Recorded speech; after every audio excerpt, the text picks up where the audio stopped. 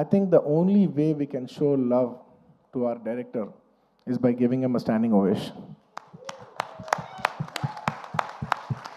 Ladies and gentlemen, behind Pushpa's credit, behind the success of Pushpa, there is only one man, whoever you think it is.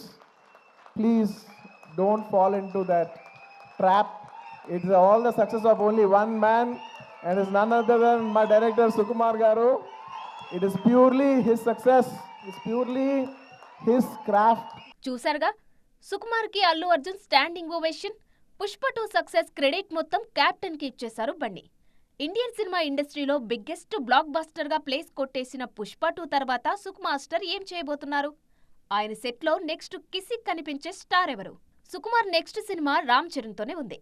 కానీ cherry ఇప్పుడు బుచ్చిబాబు ప్రాజెక్టులో busy. Hyderabad లో shooting జరుపుకుంటోంది RC-16. ఈ cinema ఆయన చేసేలోపు Sukumar script work పూర్తి చేయాలి. రంగస్థలాన్ని మించిన subject on the way అంటూ ఇప్పటికే కొన్ని స్టేజ్ల మీద తెగ ఊరించేశారు రాజమౌళి. ఓవైపు చెర్రీ సినిమా చేస్తూనే మరోవైపు తన శిష్యుల సినిమా మీద ఫోకస్ పెంచాలనుకుంటున్నారట సుకుమార్. దిల్ రాజు కోసం ఆశీస్ సినిమా మీద దృష్టి పెడుతున్నారట. ఆల్రెడీ స్టార్ట్ అయ్యి మధ్యలో ఆగింది సెల్ఫిష్ మూవీ. ఇప్పుడు ఈ సినిమా మేకింగ్ స్టైల్ ని, స్క్రిప్ట్ ని పాలిష్ చేసే పనిలో ఉన్నారట సుకుమార్. పనిలో పనిగా తన దగ్గర పనిచేసిన 2-3 అసిస్టెంట్ల కథలను కూడా గాడిలో పెట్టేయాలనుకుంటున్నారట సుకు.